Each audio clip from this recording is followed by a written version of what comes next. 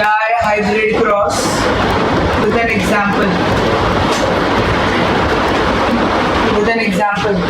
Fourth question, explain the types of chromosomes. Explain the types of chromosomes.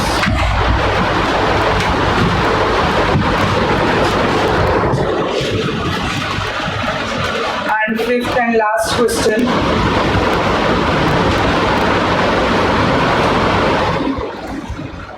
give me one moment.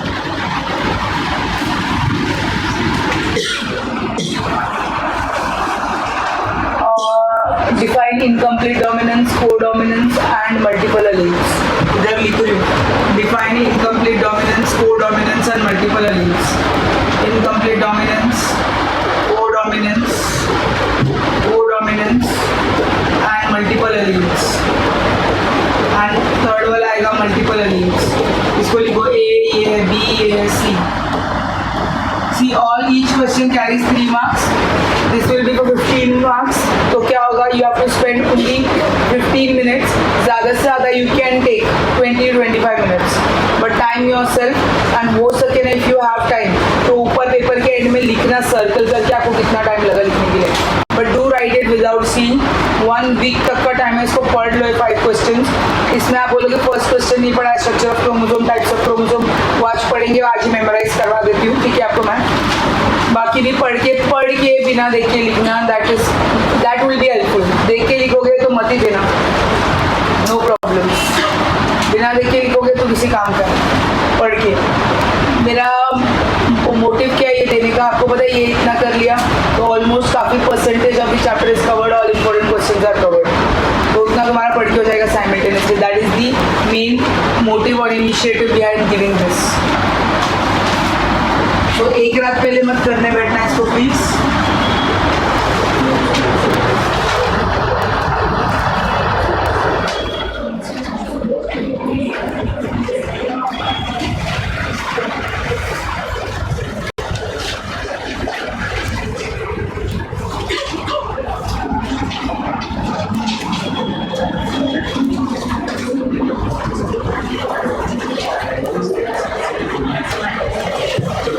Topic जो मैंने करवाया था that was I think chromosomal theory of inheritance. The structure of chromosome हो गया था. Chromosomal theory करवाया था मैंने. बुक में मत देखो, मैंने करवाया था, बोला था फोटो भेजती हूँ.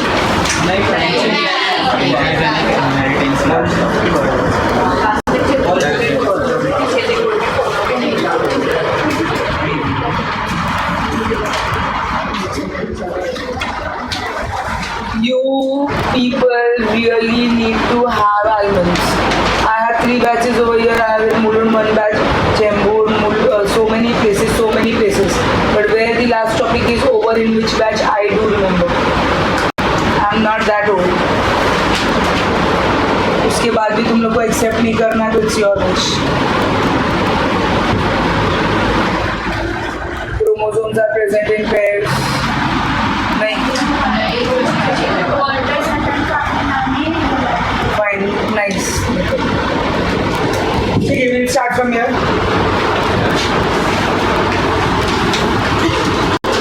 Okay. इसका की यहाँ पे बनाने सिखाया नहीं था कैसे लिखते हैं. ओके, तो नहीं सिखाया तो बहुत अच्छी बात है. ओके, EMB1 and EMB2 में हुआ है. Now I am going to teach you one very secretive method by which long answers can be remembered in biology. You have to listen to that so carefully. And वैसे आप बनाने के लिए आप सीखो, ठीक है. फर्स्ट टाइम पे तो नहीं होगा, you can try and you can show us also. वो टेक्निक से क्या होगा, big answers you can remember and you can write. One problem is that people forget the starting and क्या लिखना है वो ही नहीं पता था नेक्स्ट पॉइंट, ऐसा भी होता है. So you can have something which is called as key बोलते हैं उसको, जो मैं अभी सिखाती हूँ टेक्निक एक आपको बड़े आंसर्स याद रखने के लिए, ठीक है. उसमें क्या होता है, बीच के 1-2 पॉइंट्स चले भी गए ना, इट डजंट मैटर, आप कुछ ना कुछ तो लिख के आओगे remaining points. So we are starting with the theory which is called as chromosomal basis of inheritance. कौन सा थ्योरी है? Chromosomal basis of inheritance. Now this was put forward by 2 scientist. The name of those scientist are is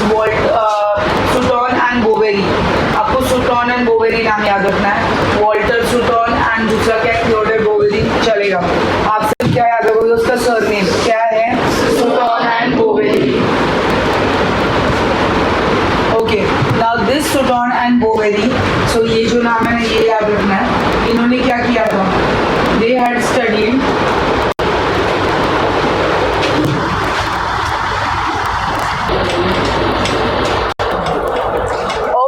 chromosomal basis of inheritance. This was put forward by two scientists, Sutton and Boveri. क्या नाम याद रखना है, Sutton and Boveri. The question which is asked about this is, उन लोग क्या पूछते हैं, give the postulates of chromosomal theory.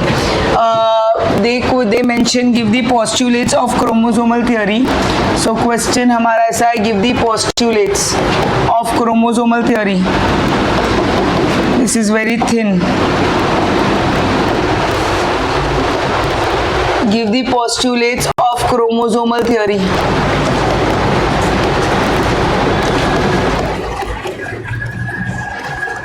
And if this is answer is asked, it is asked for 3 marks. Chromosomal theory of inheritance. Now, जैसे हम लोग पढ़ रहे हैं यहाँ पे की प्रिपेयर करना सिखाती हूँ मैं आपको. First, why did Sutton and Boveri studied this.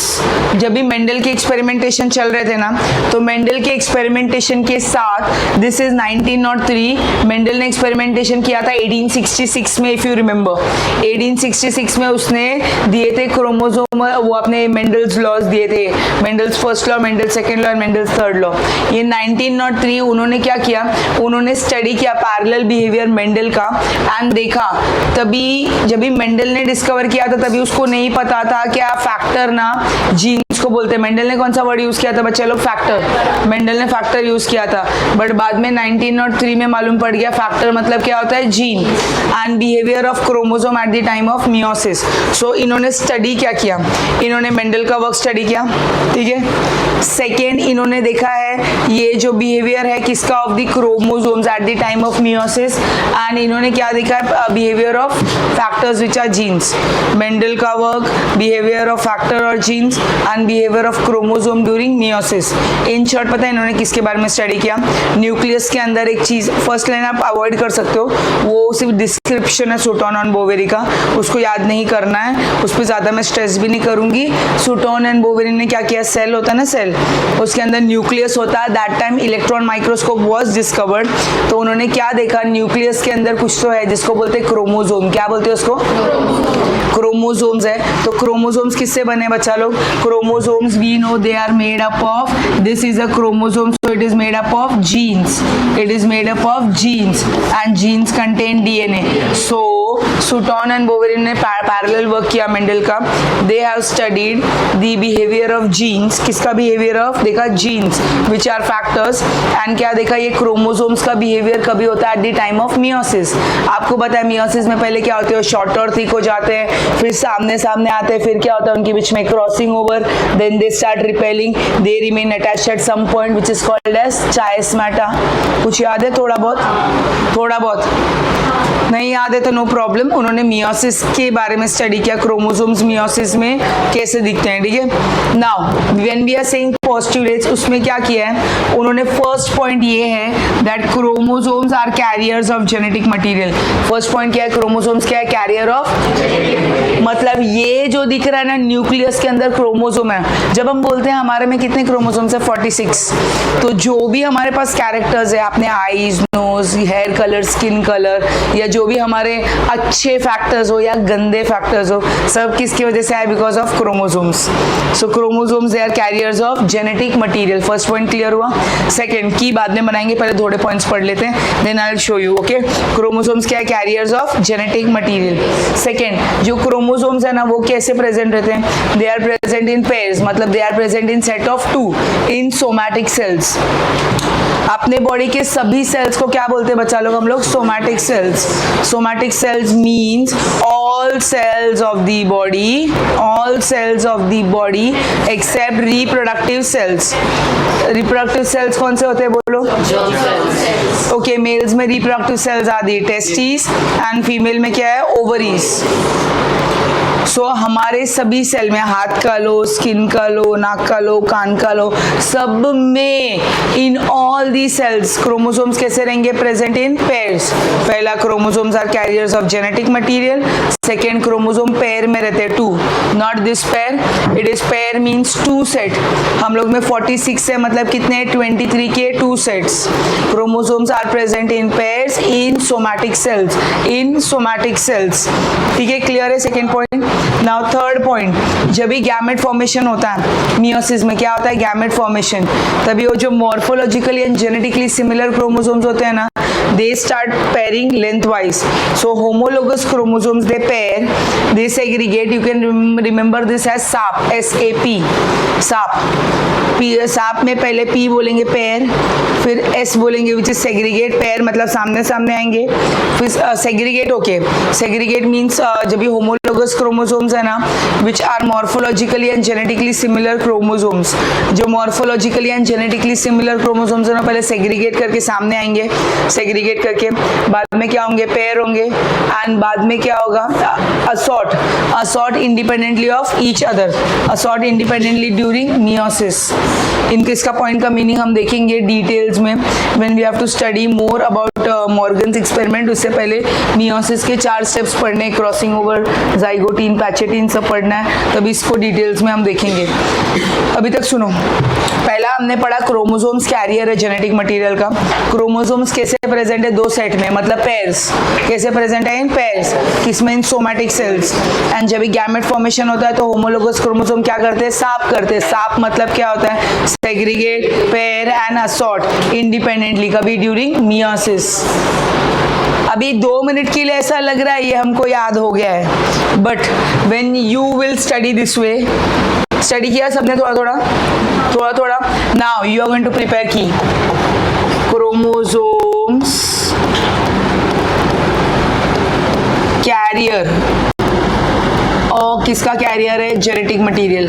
तो आपका तीनों वर्ड हो गया, क्या लिखेंगे, chromosomes are carrier of genetic material. Second point में यही आता है, सेकेंड पॉइंट में क्या आएगा, देखो यही क्रोमोसोम्स है, क्रोमोसोम्स के सेकेंड पॉइंट भी क्रोमोसोम्स के बारे में ही है। तो एक तुम लोग को बैक ऑफ योर माइंड मालूम पड़ गया है, फर्स्ट पॉइंट भी क्रोमोसोम के ऊपर है, सेकेंड पॉइंट भी क्रोमोसोम के ऊपर है। ठीक है, क्रोमोसोम्स कैसे प्रेजेंट है, इन पेयर्स, कौन से सेल्स में, इन सोमैटिक सेल, कौन से सेल्स में, सोमैटिक सेल्स। क्लियर है। अभी थर्ड पॉइंट में हम लोग बोलेंगे, थर्ड पॉइंट गैमेट फॉर्मेशन होता है ना, गैमेट फॉर्मेशन, तभी क्या होता है गैमेट फॉर्मेशन में, homologous chromosomes which are morphologically and genetically similar chromosomes, वो क्या करते हैं, साप मतलब they pair, segregate and assort, and कभी ड्यूरिंग मियोसिस। देखो आपको 6 पॉइंट्स पढ़ने, 3 हो भी गए, मालूम भी नहीं पड़ेगा आपका पढ़ाई कब हो गया। एंड डोंट वरी, इसको अभी हम वापस आएंगे ना, इस पे तुम लोग को याद रहेगा, भूलोगे नहीं, ट्रस्ट में याद रहेगा। ठीक है, अभी यहाँ पे हमने पढ़ा गैमेट फॉर्मेशन के टाइम पे क्या होता है, होमोलोगस क्रोमोसोम्स पेयर होते हैं, सेग्रीगेट होते हैं, असॉर्ट इंडिपेंडेंटली, कभी ड्यूरिंग मियोसिस। तो गैमेट बन गया, सपोज अभी गैमेट बन गया, मियोसिस करके गैमेट बन गया, तो हर एक गैमेट में क्या होगा, each gamete is going to contain 1 chromosome from a pair. We have 46 chromosomes, 23 pairs, मतलब मेरा गैमेट, फीमेल गैमेट में कितने क्रोमोसोम रहेंगे, 23। हर एक में से क्या रहेगा, एक रहेगा। 1 क्रोमोसोम किससे, फ्रॉम दी पेयर, मतलब फर्स्ट पेयर में से 1 क्रोमोसोम, सेकेंड पेयर में से एक, थर्ड पेयर में से एक, फोर्थ पेयर में से एक, ऐसे मेरे गैमेट के अंदर 23 क्रोमोसोम रहेंगे, और मेल गैमेट के अंदर कितने क्रोमोसोम रहेंगे, 23। तो 23 साथ में आए तो क्या होगा, कितने बन गए थे, 46। So each gamete is going to contain 1 chromosome from the pair. हर एक गैमेट के अंदर 23 क्रोमोसोम्स मींस 1 गैमेट कहां से, फ्रॉम दी पेयर। नेक्स्ट, अभी जो न्यूक्लियस है गैमेट्स का, each gamete is going to contain 1 chromosome from the pair. Nucleus of the gamete, suppose we take an example, nucleus of the gamete मतलब sperm का ले लेते हैं, nucleus of the gamete के अंदर क्या रहेंगे, ओके, स्पर्म के न्यूक्लियस के अंदर क्या रहेंगे, क्रोमोसोम्स, और उसमें कितने क्रोमोसोम रहेंगे, 23, which are going to contain all hereditary traits. Nucleus of the gamete contain chromosomes which carry all hereditary traits. अभी जो भी हम में कैरेक्टर्स आए हैं वो किसके वजह से आए? Because of the male and female gamete. तो male and female gamete are the carriers of the heredity traits. अभी मेल और फीमेल गैमेट बोलेंगे. इफ आई आस्क यू तुम लोग कैसे बने, तुम लोग बोलोगे हम बने हैं मेल गैमेट से एंड फीमेल गैमेट से. मतलब क्या है? ये जो गैमेट्स है ना ये लिंक रहते हैं. गैमेट्स बीच में है लिंक. किसके बीच में? बिटवीन द पेरेंट्स एंड आप लोग कौन हो? Offsprings. So they are the link. किसके बीच में? Between parents and offsprings. See first, each gamete is going to contain one chromosome from the pair. Nucleus of the gametes contain chromosomes which are carrying all the heredity traits. Male and female gamete carry all the heredity traits. They are the link between the parents and the offsprings. अभी जब भी mail link बोलते हैं ना gametes के बीच में, parents मतलब यहाँ पे पेरेंट्स है, इधर ऑफस्प्रिंग्स है. ऑफस्प्रिंग मतलब बच्चे बेटा, तुम लोग ऑफस्प्रिंग्स माँ बाप के. बीच में कौन आए? गैमेट्स. उनका फ्यूजन हुआ तो तुम पैदा हुए. The fusion of the male gamete and female gamete gives rise to diploid zygote. पापा से 23 क्रोमोसोम आए, मम्मी से 23, तो जाके तुम्हारे बॉडी के कितने बने? 46 chromosomes. It is going to restore the diploidy of the chromosomes of the species. मतलब जो हम लोग बोलते हैं ना हम लोग डिप्लॉइड है, we have 2 set of chromosome. तो किसने दिया फ्री में तुमको? एक सेट. एक फादर ने दिया सेट, एक मदर ने दिया सेट. तो we should be thankful to both of them. किसी ने एक डबल सेट दे दिया होता तो क्या हो जाता? हाँ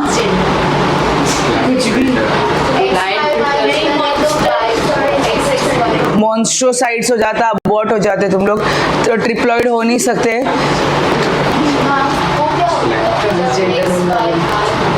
उसमें एक एक्स या वाई क्रोमोसोम एक्स्ट्रा है which is called as sex chromosome.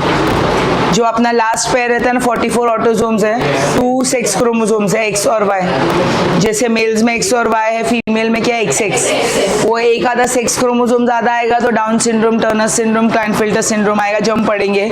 But मैंने पूरा ही अलग बोला. मैंने क्या बोला? हम लोग जो डिप्लॉइड है ना उसकी जगह पे ट्रिप्लॉइड होते हैं. तो क्या होता? Monstrosities which are going to be aborted. वैसे बच्चे पैदा नहीं होते. Triploid not possible. आपने नेचर का रूल किया, हम लोग सब क्या होने चाहिए? Diploid. Diploid means 2 set of chromosome, 1 coming from male and 1 coming from. Let us see how much you all remember. हो गया होगा थोड़ा बहुत, बैक ऑफ द माइंड तो याद हो गया होगा. एक बार मैं इधर लिखूंगी की में तो रिवाइज हो जाएगा. 3 पॉइंट इधर लिखे. 4th point let's write it over here. 4th point यहाँ पे लिखेंगे. Each gamete contains 1 chromosome from the pair. 1 chromosome from the pair.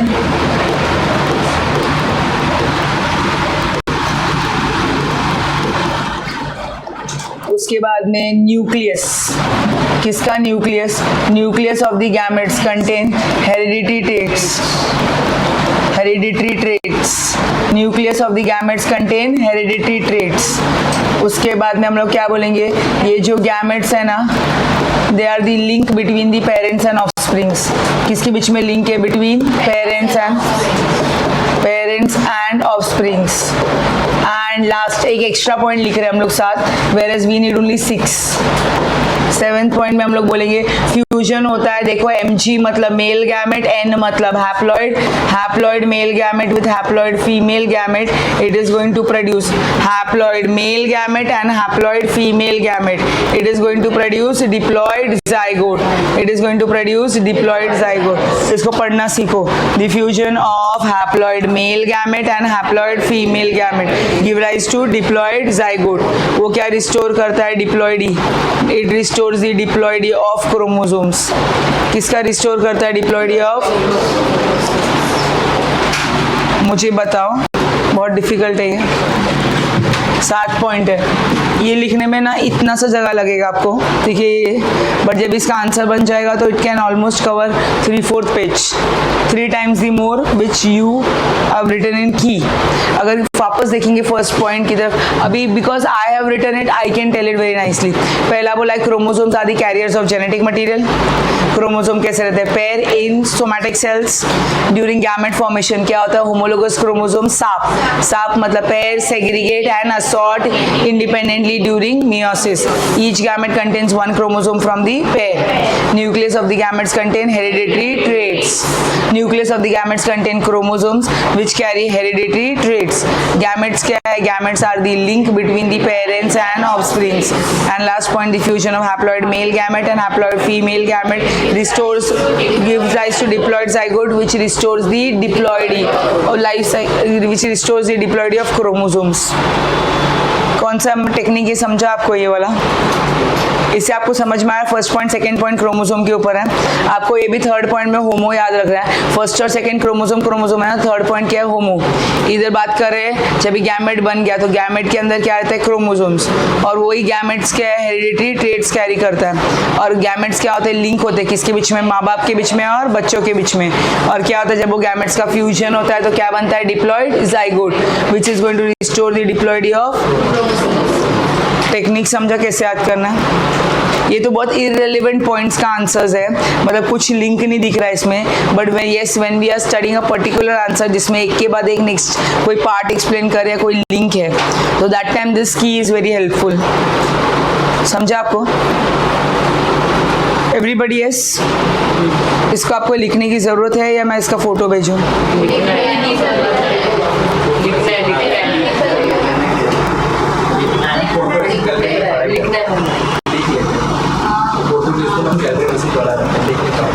लिख नहीं पाते।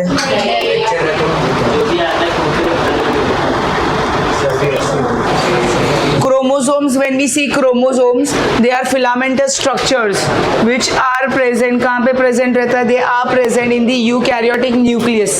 यहाँ पे compulsorily बच्चा लोग आपको word eukaryotic और nucleus बोलना जरूरी है, because जो chromosomes रहते हैं ना वो nucleus में रहते हैं और eukaryotic cells में ही होते हैं। prokaryotes में उतने, तो prokaryotes में they do not have chromosomes, they do not have a well developed nucleus। prokaryotes में क्या रहता है?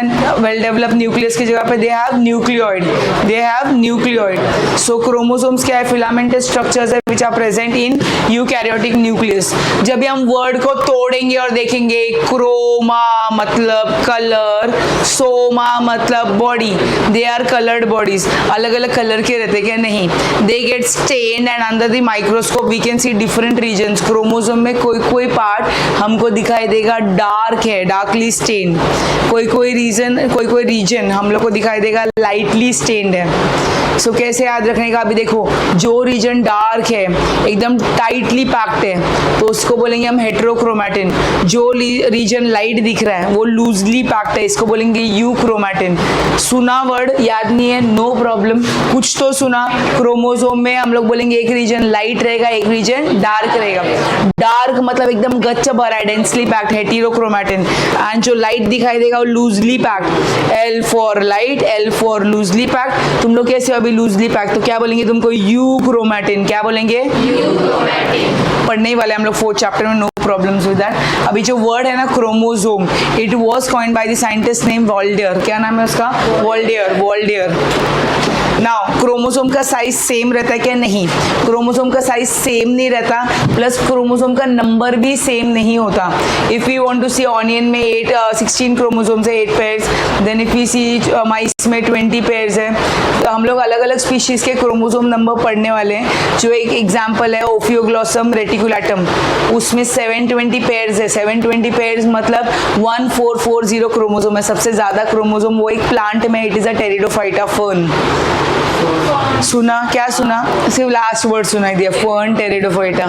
जो ओफियोग्लोसम रेटिकुलेटम एक झाड़ का नाम है, उसमें सबसे ज्यादा, मैं थोड़ा स्लो बोलती हूँ, उसमें सबसे ज्यादा क्रोमोसोम है 720 पेयर्स मतलब 1440, highest number of chromosomes.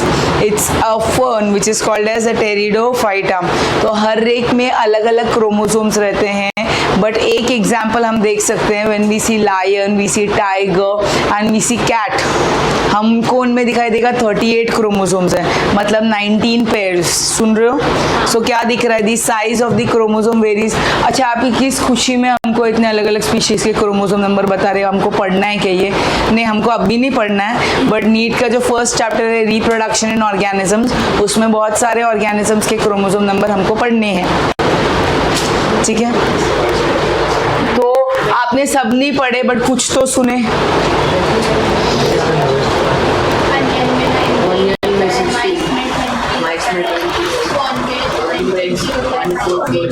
Seven 20 pairs मतलब 1440। लायन टाइगर और कैट में 38 मतलब 19 पेयर्स। अभी मैंने आपको दोनों बताया ना, आप में एक समझदारी होगी, या तो एक ही चीज पढ़ो, सबका पेयर्स पढ़ो, जैसे 19, 7, 28, सबका पेयर पढ़ो, जैसे आपने 23 पेयर पढ़ो, मतलब the number in pairs, the number in pairs वो याद रखो, या सबका डिप्लॉयड नंबर याद रखो। दोनों याद करने की कोशिश मत करो, बहुत कंफ्यूज हो जाओगे और गलत बोल दोगे। जैसे मैंने ऑनियन का पहले बोला 8 बोला, फिर बोला 16, तो होता क्या है 8 पेयर्स। आपका सब किसी का भी एक चीज पढ़ो, समझा आपको? पेयर्स वाला पढ़ेंगे, मतलब जो स्मॉल नंबर है वो पढ़ेंगे ना, वो बेटर है आइडियली। डबल किया नहीं, मल्टीप्लाई बाय 2 करेंगे, एक ही बात है अनुराग।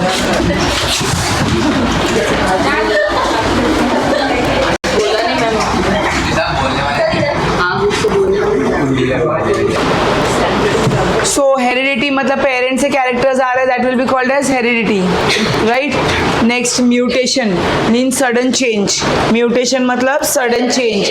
Variation मतलब differences. जो differences है हमारे बीच में और पेरेंट्स के बीच में, that is called as what? Variation. उसको क्या बोलेंगे? Variation.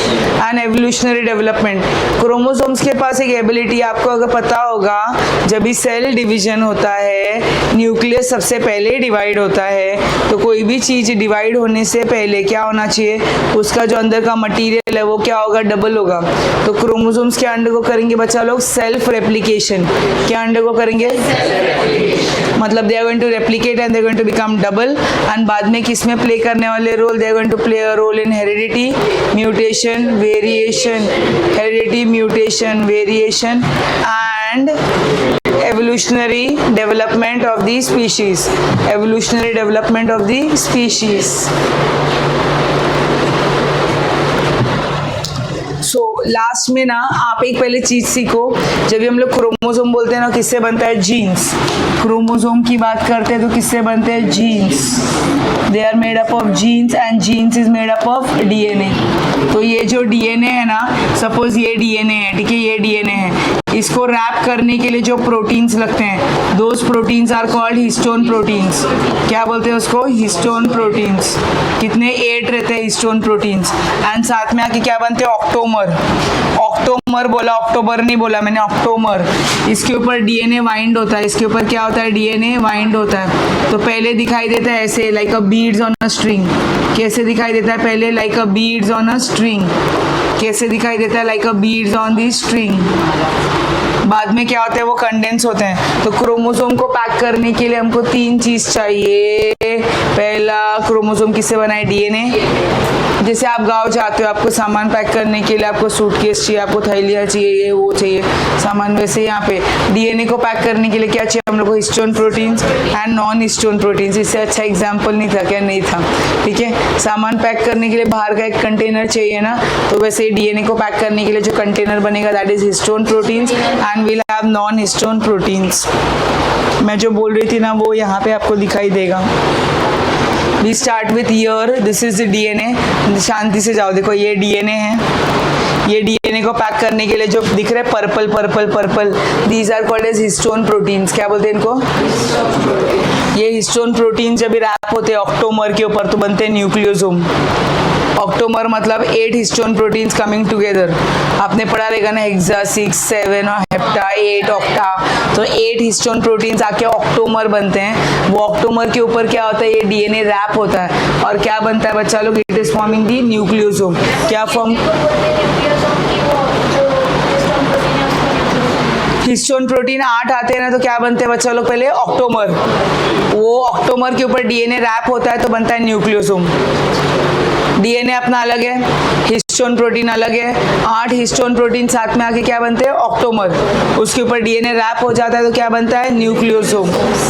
अभी न्यूक्लियोसोम ना,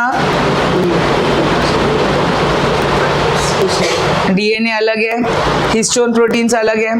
8 अलग अलग हिस्टोन प्रोटीन्स आते हैं और क्या बनते हैं? ऑक्टोमर। ऑक्टोमर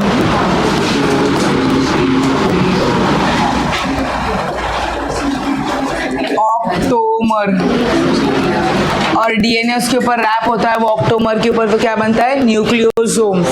कैसे दिखाई देता है बच्चा लोग? Like the beads on the string. And बाद में वो कंडेंस होता है फॉर्मिंग क्रोमैटिन फाइबर्स, और कंडेंस होता है। कंडेंस मतलब क्या होगा? जो लंबा है वो सिकुड़ेगा, कंडेंस होगा। It is going to form solenoid fibre, and बाद में ये मेटाफेजिक क्रोमोसोम दिख रहा है आपको, एकदम thick highly condense which is at the equator. So बहुत मेहनत है क्रोमोसोम की पैकिंग में भी। इतनी मेहनत तो अपने सामान की पैकिंग में नहीं की होगी।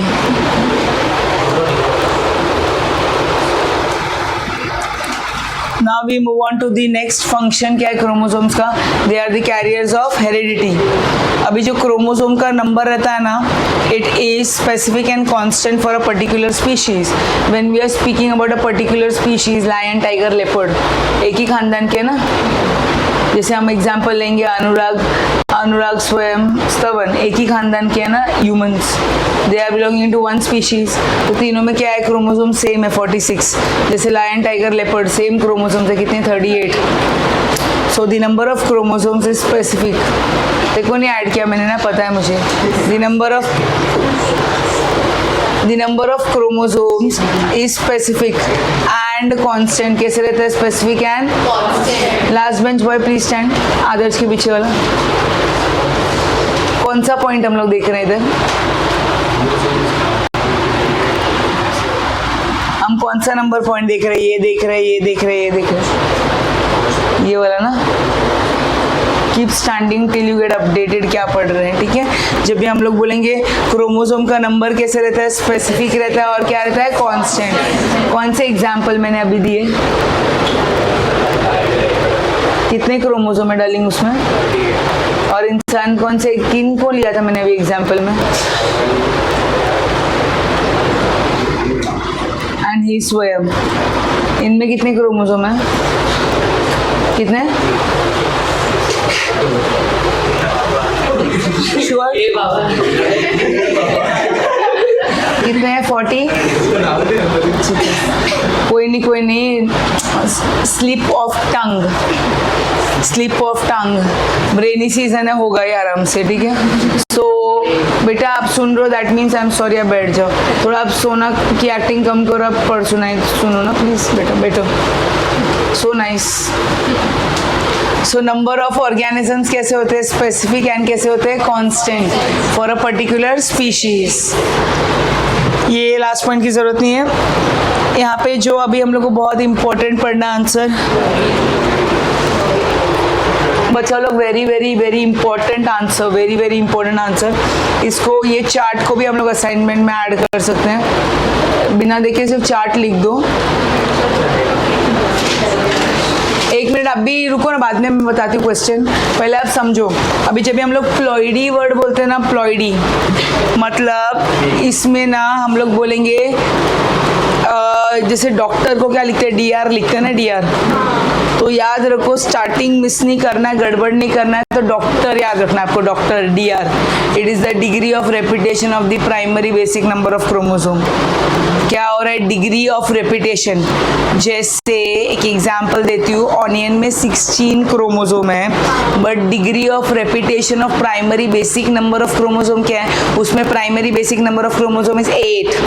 डिग्री ऑफ रिपीटेशन कितनी बार है? 2 बार। तो उसको हम लोग बोलेंगे, एक बार होता है तो क्या बोलेंगे? मोनोप्लॉइडी। 2 बार होता है तो क्या बोलेंगे? 3 बार, 4 बार, 5 बार होता है 12, 14, 5 बार, तो क्या बोलेंगे? पॉलीप्लॉइडी। क्या बोलेंगे? सो हाँ, that is good. Last time you told me इसको बीच में बार बार पॉज नहीं डालने की जरूरत है। You can continue as you are teaching, right ना? तो बेटर ना for me, fine. So when we say the word ploidy मतलब क्या होगा? रेपिटेशन होगा। कितनी, आपको क्वेश्चन समझा, टॉपिक समझा, नहीं समझा? कोई बात नहीं। हमारे में कितने क्रोमोसोम्स हैं? प्राइमरी बेसिक नंबर हैप्लॉइड में कितने होते हैं? 23। डिग्री ऑफ रेपिटेशन कितनी बार है? Very good. तो it is the degree of repetition of the primary basic number of chromosome. Degree of repetition मतलब कितनी बार रिपीट होगा? Degree of repetition of primary basic number of chromosome. आप एक काम करो, छोड़ो, यहाँ पे देखो। It is the degree of repetition of the primary basic number of chromosome is called as ploidy. वापस बोलूं, it is the degree of repetition सी हम लोग बच्चे बहुत समझदार है ना, हम सब, यू एंड मी बोथ। तो हम लोग क्या करेंगे, वो स्लाइड कॉपी करने की जगह पे इधर ही डेफिनेशन बाजू बाजू में लिखेंगे। ये अपना चार्ट थोड़ा बड़ा हो जाएगा, थोड़ा शैबी दिखेगा, बट इट डजंट मैटर, हमको तो पढ़ना है end of the day, correct. So इधर डेफिनेशन क्या लिखेंगे बोलो, it is the degree of repetition of primary basic number of degree of repetition of primary basic number of chromosome.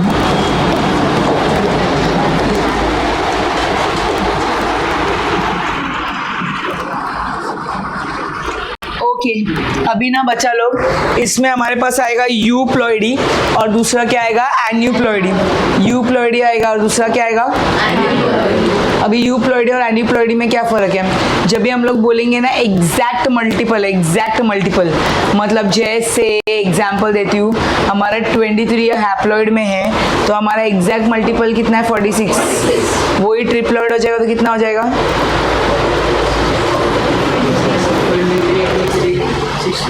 69, तो triploid हो जाएगा। व्हाट इज द मीनिंग, अच्छा euploidy मतलब exact multiple रहता है, एग्जैक्ट मल्टीपल मतलब हैप्लॉइड या तो डिप्लॉइड या तो ट्रिप्लॉइड या तो टेट्राप्लॉइड या पेंटाप्लॉइड, ठीक है, तो एग्जैक्ट मल्टीपल रहता है। व्हाट इज एन्यूप्लॉइडी, एन्यूप्लॉइडी मतलब इसमें ना एग्जैक्ट मल्टीपल नहीं होता, इसमें क्या बोलेंगे, आइदर लेस और आइदर मोर। जैसे डिप्लॉइड है ऑर्गेनिज्म, उसमें 1 क्रोमोसोम लेस बोलेंगे तो 2n-1 which is called as monosomy. अगर ऑर्गेनिज्म डिप्लॉइड है 2n बट उसमें 2 क्रोमोसोम्स लेस है, मतलब 46 की जगह पे क्या असना दिख रहे 45, इधर क्या होगा बच्चा लोग 44, सो दैट इज कॉल्ड नल्लीजोमी। क्या बोलते हैं उसको, 2n-1 is called as monosomy, 2n-2 is called as nullisomy. And when we say hyperploidy मतलब क्या होगा बच्चा लोग, एडिशन होना is called hyperploidy। तो 2n+1 मतलब 46 की जगह पे कितने क्रोमोसोम है, वेरी गुड, 47 क्रोमोसोम है, उसको क्या बोलेंगे, ट्राइसोमी। एंड टेट्रासोमी मतलब 2n+2 48। So you all are so smart, आधा आंसर तो समझ में आ गया।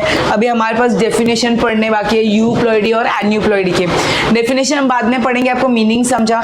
यूप्लॉइडी मतलब क्या रहेगा, एग्जैक्ट मल्टीपल, और एन्यूप्लॉइडी में क्या होगा, एडिशन या तो डिलीशन, एडिशन और अमन प्लीज स्टैंड। ये यूप्लॉइडी एन्यूप्लॉइडी नहीं समझाना बेटा। यूप्लॉइडी में क्या होता है, एग्जैक्टली डबल या ट्रिपल रहेगा, और एन्यूप्लॉइडी में क्या होगा,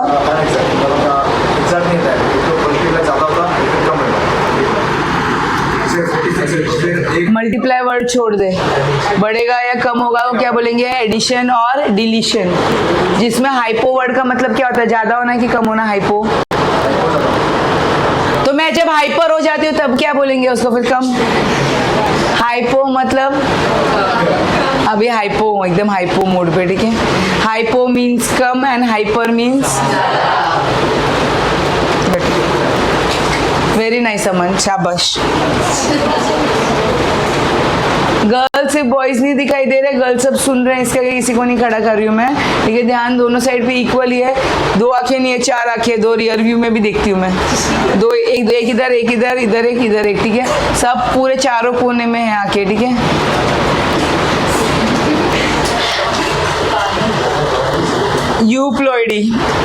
यूप्लॉइडी मतलब क्या बोला यहाँ पे, when the chromosome number in the cell is the exact multiple of the primary basic number। ये PNB होता तो ज्यादा अच्छा होता, हम लोग बोलते पंजाब नेशनल बैंक, नहीं ये PBN है, primary basic number. when the number of chromosome in the cell is the exact multiple of the primary basic number, it is called as euploidy। when the chromosome number is not the exact multiple of the haploid side, exact multiple नहीं है, it is called as aneuploidy। it is either addition or deletion of one or more chromosome to the total number of chromosome in the cell। let us write the definition here उलीना, क्या बोलते हो, ये सुनो, साथ में हो जाएगा ना पढ़ के। I'll use blue color आपको दिखाई देता है ना। when the chromosome chromosome number is the exact multiple?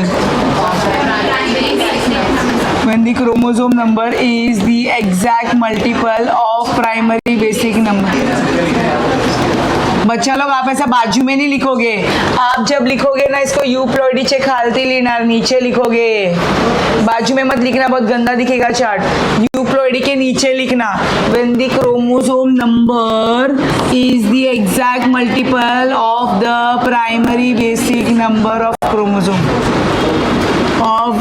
primary basic number of chromosome, primary basic number of chromosomes।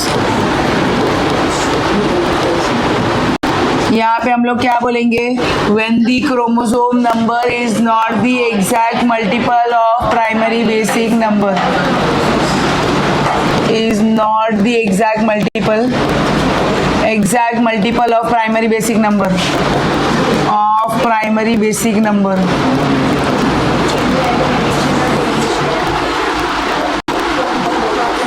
It is due to either addition or deletion, either due to क्या बोलेंगे, deletion or addition, deletion or addition of one or more chromosome, either deletion or addition of one or more chromosome from the haploid set था ना, उसको controversial नहीं लिखना, addition और deletion of one और मोर chromosome. हाइपोप्लॉइडी means ये किसकी वजह से होता है, because of deletion of one और वन मोर क्रोमोसोम। हाइपरप्लॉइडी मतलब क्या बोलेंगे, एडिशन ऑफ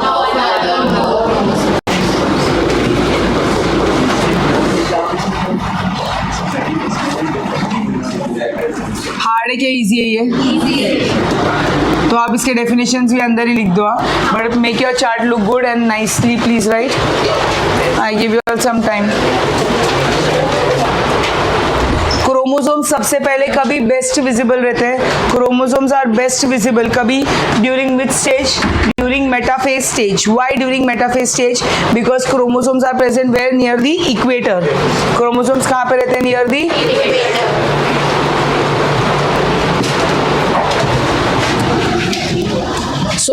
माइक्रोस्कोप के नीचे क्रोमोसोम सबसे बेस्ट विजिबल रहते हैं कौन से फेज में, during the metaphase, because chromosomes get highly condensed, वो स्टेज में ना हाईली कंडेंस्ड रहते हैं and they are best visible under the microscope.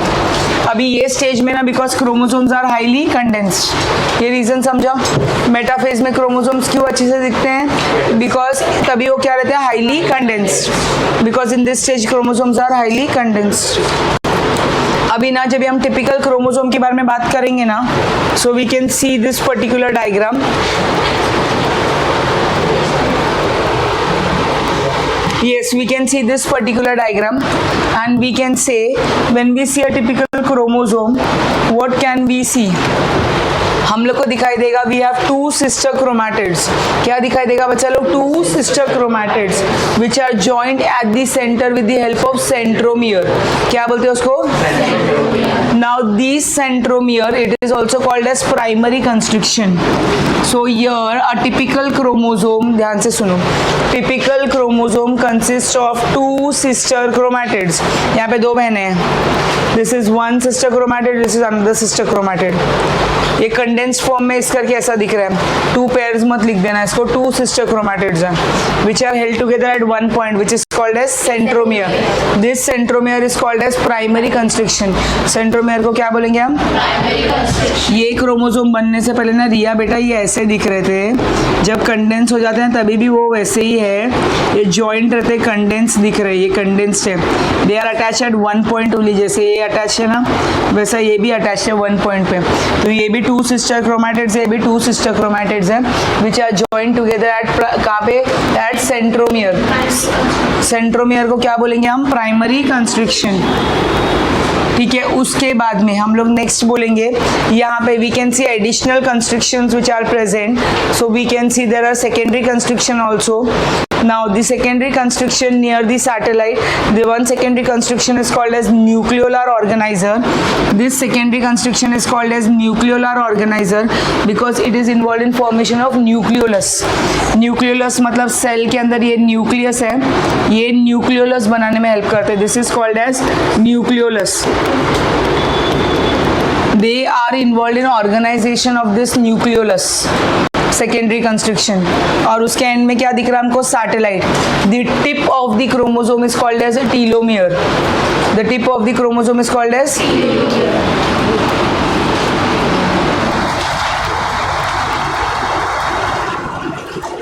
अच्छा, यहाँ पे एक चीज और थी.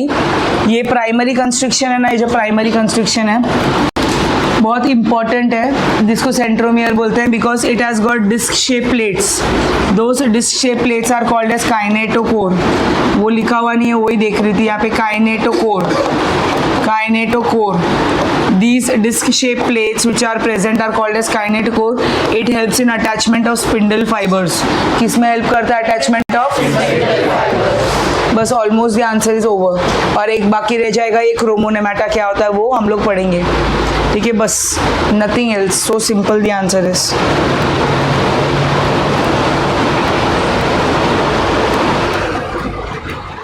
ये है और ये है. ठीक है, क्रोमोनेमाटा को क्या बोलेंगे? क्रोमोनेमा दिया है उन्होंने. यहाँ पे वो क्या होता है वो हम लोग देखेंगे. Okay, typical chromosome consists of two chromatids which are joined together at the centromere or primary constriction. First point याद हो गया सबको? Chromosomes are best visible at metaphase because they at this stage what they become highly condensed. Second point हम लोग ये देखेंगे. Typical chromosome में क्या होते हैं? Two chromatids which are joined together by centromere which is called as primary constriction. Centromere is called as primary constriction. Primary constriction के ऊपर डिस्क शेप प्लेट रहता है which is called as kinetochore. It is at the kinetochore. क्या होता है? Spindle fibres get attach during cell division. वो kinetochore पे क्या होता है? स्पिंडल फाइबर्स अटैच होते हैं ड्यूरिंग सेल डिवीजन. इजी क्या हार्ड है? श्योर. हम लोग बोलेंगे टू सिस्टर क्रोमैटिड्स रहते हैं which are joined together at a point which is called as centromere. That centromere is also called as primary constriction. फिर उसके बाद में हम लोग बोलेंगे डिस्क शेप प्लेट रहता है जिसको क्या बोलते हैं? काइनेटोकोर. काइनेटोकोर पे क्या होता है? Spindle fibres get attach during spindle fibres get attach during cell division. 7 please repeat हमने जो देखा अभी. Two sister chromatids are attached at a point called as. आगे उसके बाद में मैम उसके ऊपर का जो पार्ट एंड्स जो रहता है उसको टीलोमियर बोलते हैं. पिछले स्लाइड में जो पढ़ा वो बताओ. प्राइमरी कंस्ट्रक्शन सेंट्रोमियर, उसके ऊपर क्या रहते हैं? Disc shape. डिस्क शेप वो प्लेट्स रहते हैं तो क्या काइनेटोकोर बोलते हैं. और वहाँ पे कौन अटैच होता है? उधर spindle fibres get attach during cell division. Very nice. ठीक है, यस डियर आप बैठ सकते हैं. अभी some chromosome possess one or two additional constriction called as one or two additional constrictions which are called as one or two additional constrictions called as secondary constrictions. क्या बोलेंगे उसको? secondary constriction. At secondary constriction 1, nucleolus becomes organized during interphase. The region between secondary constriction and the nearest telomere is called satellite. Secondary constriction और telomere के बीच में क्या होता है? Satellite. A satellite body may be attached. ठीक है, आप लोग ये वाला जो फर्स्ट स्लाइड है ना, इसको आप लोग पहले लिखो and Lakshmi then you have to change to the next one. ठीक है, after you finish this one. Which one? The second slide which has to be written. Sister chromatids है which are joined together by the centromere which is called as primary constriction. और वो centromere में क्या रहते हैं बेटा? Disc like plates रहते हैं which are called as kinetochores which to which कौन बाइंड होता है? Spindle fibres. Spindle fibres are going to bind during cell division. Now some additional regions which are present. So some additional 1 or 2 constrictions which are present are called as secondary constriction. अगर तुम लोगों ने diagram बच्चा लोग ध्यान से देखा है तो you can see secondary constriction 1 and secondary constriction 2 है. हम लोग इसको पहले नाम देंगे secondary constriction 1, secondary constriction 2. Secondary constriction 1 में nucleus becomes organised during interphase. Nucleolus becomes organized during interphase. The region between the secondary constriction and nearest telomere is called satellite. Secondary constriction, telomere मतलब tip रहता है and.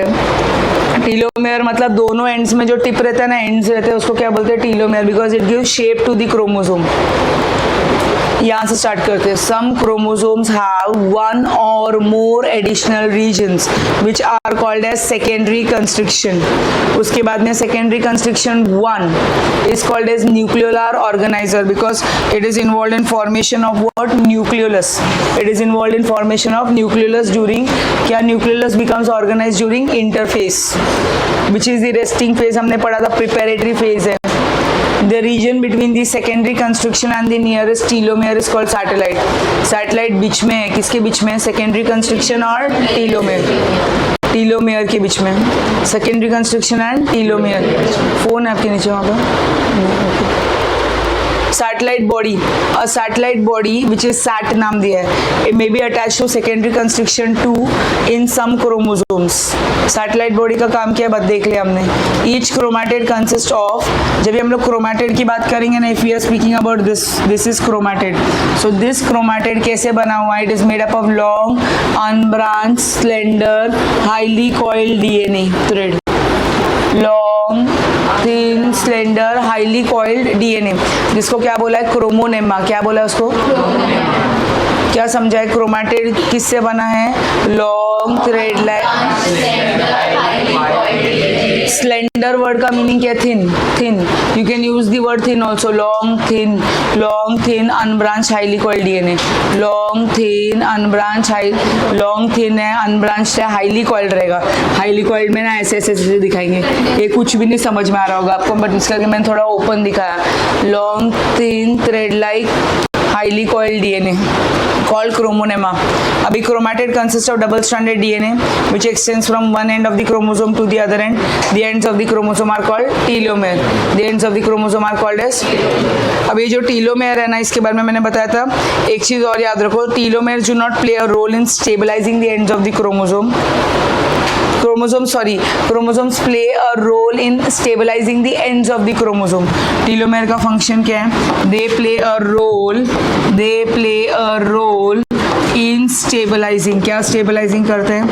The ends of the chromosome, which means it is giving shape in stabilizing the ends of the chromosome, which means it is going to give the proper shape.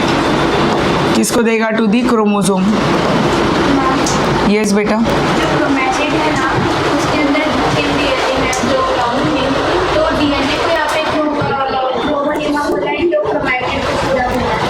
नहीं, chromatid के अंदर जो DNA रहता है ना, उसको क्या बोला है? क्रोमोनेमा. सिंगुलर में क्रोमोनेमा बोला, यहाँ पे क्रोमोनेमाटा दिख रहा है आपको डायग्राम में. क्रोमोनेमाटा दिया. देखो ये जो डीएनए कॉइल्ड दिख रहा है, यहाँ पे देखो अंदर का डीएनए कॉइल्ड दिख रहा है. Long, thin, slender, highly coiled DNA which is called as chromonemata.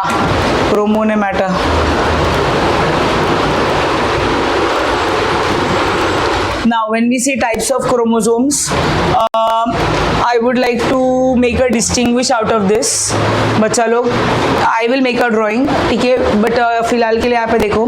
This is based on position of the centromere. Types of chromosome किसके ऊपर रहता है? Position of the centromere, which in this particular diagram you can see it is denoted by red. Red बिंदी या red टिक्के की तरह दिख रहा है आपको ये. This is centromere. So when the centromere is exactly in the middle or midpoint, it is called as metacentric. When it is present at little distance away from the, little distance away from the middle. Meta मतलब middle, little distance away from the middle को क्या बोलेंगे? सब metacentric, सब metacentric. Near towards the end, towards the end, मैंने at the end नहीं बोला, towards the end मतलब near the end, near the end.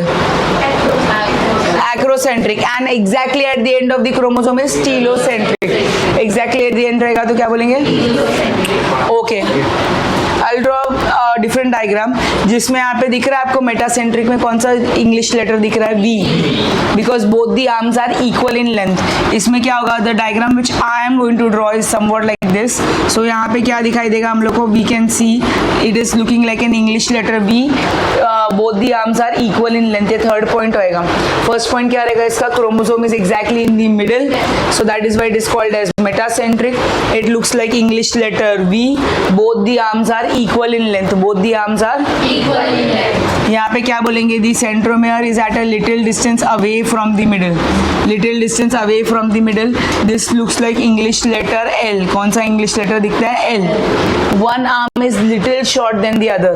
यहाँ पे थर्ड पॉइंट क्या बोला था? Both the arms are equal in length. Both the arms are equal in length. यहाँ पे क्या बोलेंगे? One arm is little short than the other. Acrocentric में हम लोग बोलेंगे the chromosome is near the end. The chromosome is near the end. So here we can see it is looking like English letter J. यहाँ पे one arm is very short than the other. One arm is very short. इसमें बोलेंगे one arm is little short than the other. One arm is very short than the other. जबकि telocentric में the centromere is where towards the end. कहाँ पे रहता है? Towards the end. देखो ये है towards the end. So it looks like English letter I, and it has only one arm. It has only one arm. Both the arms are equal in length. One arm is little short than the other. One arm is very short than the other. It has only one arm. English letter V, English letter L, English letter J, English letter I. यहाँ पे centromere is exactly at the midpoint. Centromere कहाँ पे exact? This answer carries 3 marks. Worth है? नहीं है. लिख सकोगे ना बिना देखे assignment में? Centromere is exactly in the middle. Centromere is a little distance away from the middle. Centromere is towards the end, and telocentric में it is at the end. Hard है क्या easy है?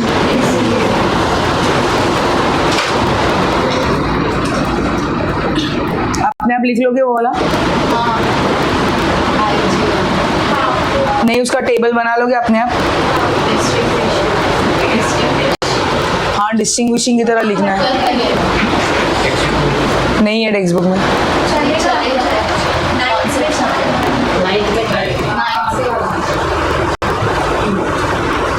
Anybody needs to, I'll write and send a pic to Pradipha ma'am. I will write in a book and I'll send a pic अगर चाहिए तो. हाँ, fine. I will write and I will send. You all know तो you all write, but you can verify from that pic then. Because इसको आपको assignment में भी लिखना है ना बिना देखे. नोटबुक में एक बार लिखना है, एक बार असाइनमेंट में भी लिखना है. ठीक है. व्हेन वी से sex chromosomes, so before starting about the sex chromosomes, let us have a small introduction about the chromosomes.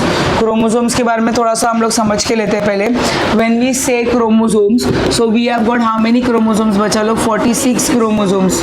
Now these 46 chromosomes, they are divided into 2 parts, जिसमें 44 chromosomes are called as autosomes.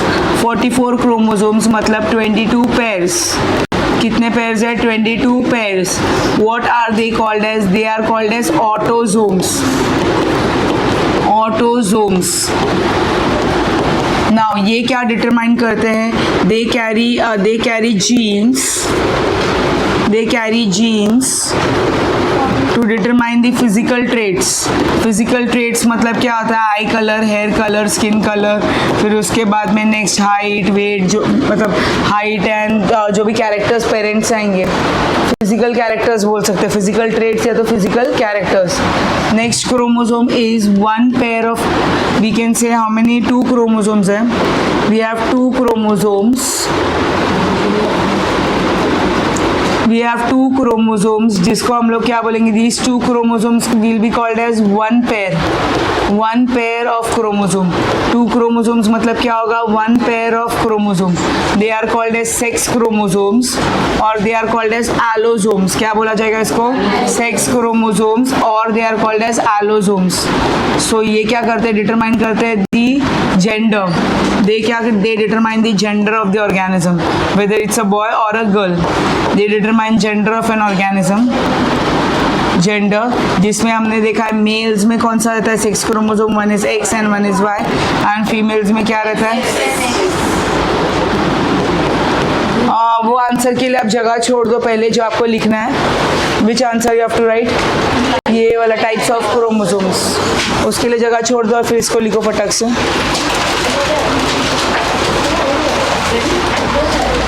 इसको 1 minute से ज़्यादा मत लगाना लिखने के लिए please.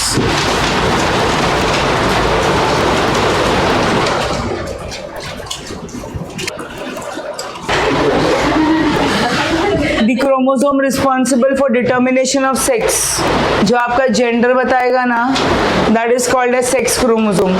आप मेल हो या आप फीमेल हो, जो आपको डिस्टिंग्विश करता है chromosome, that is all because of sex chromosome. So the chromosome responsible for determination of sex are known as sex chromosome और allosome. Humans and other mammals, उनके पास कौन सा रहता है, X and Y as the sex chromosome. क्योंकि जैसे हम लोग पढ़ेंगे बर्ड्स में उनमें जेड एंड डब्ल्यू होता है, जेड डब्ल्यू और जेड जेड, जेड डब्ल्यू और जेड जेड। जैसे ह्यूमंस में क्या होता है, एक्स एक्स या तो एक्स वाई। उसका भी रीज़न है चूज करने का, बिकॉज ह्यूमंस ने क्या यूज़ किया है, एक्स और वाई। बिकॉज ह्यूमंस में क्या यूज़ हो रहा है, एक्स और वाई, तो इधर क्या बचा है, डब्ल्यू और इधर जेड। तो डब्ल्यू और जेड किस में यूज़ होता है, बर्ड्स में, एंड एक्स और वाई किस में यूज़ होता है, ह्यूमंस।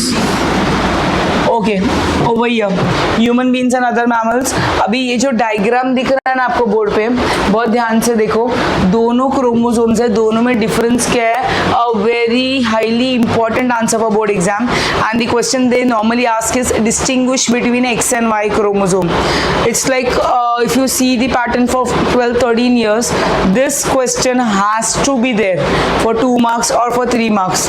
क्या पूछते हैं, distinguish between X and Y chromosome, क्योंकि बहुत ही बेसिक आंसर है, बहुत एसेंशियल आंसर है, उसको इम्पोर्टेंट कंसिडर करके उसको पढ़ना ही है। जब भी हम ये स्ट्रक्चर देखते हैं, बिफोर मैंने पढ़ाया नहीं अभी तक, बट इसको जब हम देखते हैं तो क्या बता पाएंगे, ये हम this is the Y this is the, गलती से बोला, स्लिप ऑफ टंग, लॉन्ग वाला क्रोमोसोम एक्स क्रोमोसोम है, एंड जो छोटा है that is the Y chromosome.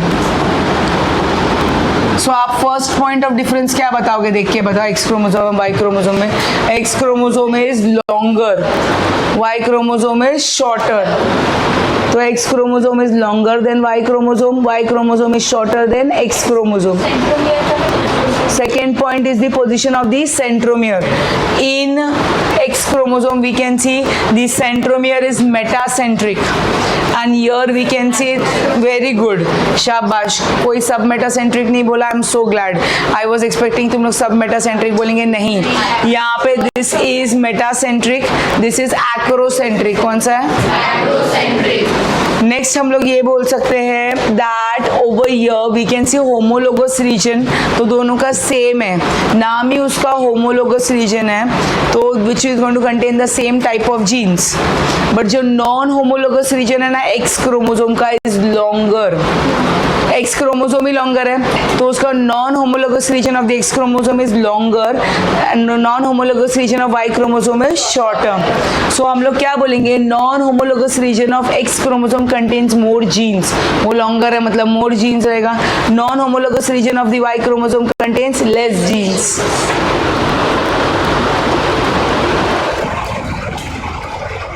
एक बार इसको देखो, ऑलरेडी हमने पढ़ लिया है, एक्स क्रोमोसोम, इसका भी डिस्टिंग्विश बिटवीन भेजती हूँ मैं, ठीक है, लिख के, सुन रहे हैं ना सब लोग। X chromosome is, Madhura anything interesting please share please. No ना, ठीक है। देखो यहाँ पे X chromosome is straight, it is rod like and longer than the Y chromosome. Straight है, rod like and longer than the Y chromosome, longer than. X chromosome कैसा है? Metacentric है। Y chromosome is acrocentric. X chromosome has large amount of euchromatin and small amount of heterochromatin. Heterochromatin के बारे में मैंने क्या बोला था? हाईली कंडेंस्ड, उसको क्या बोलेंगे? हेटेरोक्रोमैटिन। जो कैसे दिखता है? डार्क। तो क्या कर याद रखना है, अभी फीमेल्स है ना, वो ऐसा ज़्यादा नहीं पसंद करेंगे डेंसली पैक, हर चीज़ें अच्छी से दूर दूर पैक करते हैं फीमेल्स। तो फीमेल्स में क्या है? नीटली दूर दूर स्पेस रख के। बॉयज़ कैसे बोलेंगे हम लोग? एकदम फटाफट अंदर कैसे भी रहते हैं, तो बॉयज़ में उल्टा आएगा।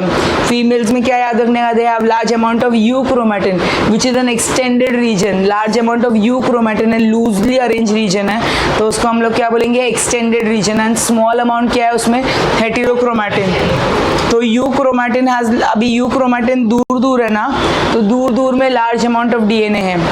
उल्टा है, दूर दूर अगर डेंसली पैक में लार्ज अमाउंट ऑफ डीएनए होना चाहिए ना, नहीं, दूर दूर में लार्ज अमाउंट ऑफ डीएनए है। उसका रीजन क्यों पढ़ेंगे हम लोग। You chromatin has always large amount of DNA.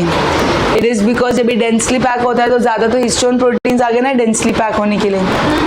So you chromatin has more amount of DNA. So females के पास क्या है बच्चा लोग? जल्दी बोलो। एक्स, फीमेल्स नहीं सॉरी, एक्स क्रोमोसोम के पास। एक्स क्रोमोसोम तो मेल में भी है। हम एक्स क्रोमोसोम के बारे में बोलेंगे तो it has large amount of euchromatin and small amount of heterochromatin. Y chromosome के पास उल्टा, small amount of euchromatin and large amount of. तो हम लोग क्या बोलेंगे? जिनमें वाई क्रोमोसोम है वो कैसे होते हैं? लेजी होते हैं। हम लोग क्या बोलेंगे? They are genetically less active और they can be called as inert, क्योंकि उन लोग में क्या होता है? ज्यादा अमाउंट ऑफ हेटेरोक्रोमैटिन, एकदम टाइटली पैक्ड है, तो लेस अमाउंट ऑफ डीएनए है, तो they are transcriptionally less active और दे आर इनर्ट। सो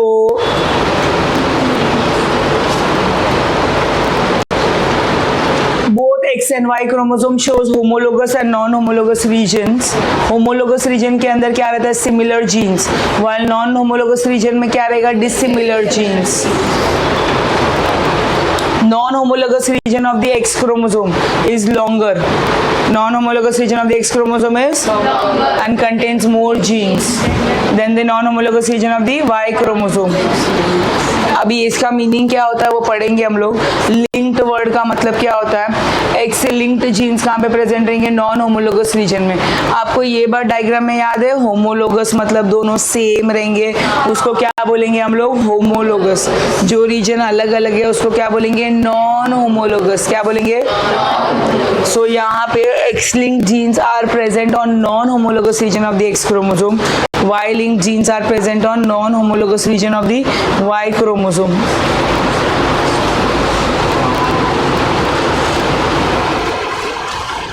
मुझे एक बात बताओ, डिस्टिंग्विश बिटवीन कर पाओगे? नहीं, मैं लिखवा के देती हूँ। एक्स क्रोमोसोम क्या रहता है? लॉन्ग है, long straight rod like. Y chromosome is short as compare to X chromosome. In X chromosome centromere is metacentric, in Y chromosome, in X chromosome we can say that the non-homologous वो बाद में बोलेंगे हम लोग। non-homologous region of the X chromosome. Non-homologous region of the X chromosome is longer. Non-homologous region of the Y chromosome is shorter. Non-homologous region of the X chromosome contains more genes. Non-homologous region of the Y chromosome contains less genes. So X chromosome has more amount of U chromatin and small amount of heterochromatin.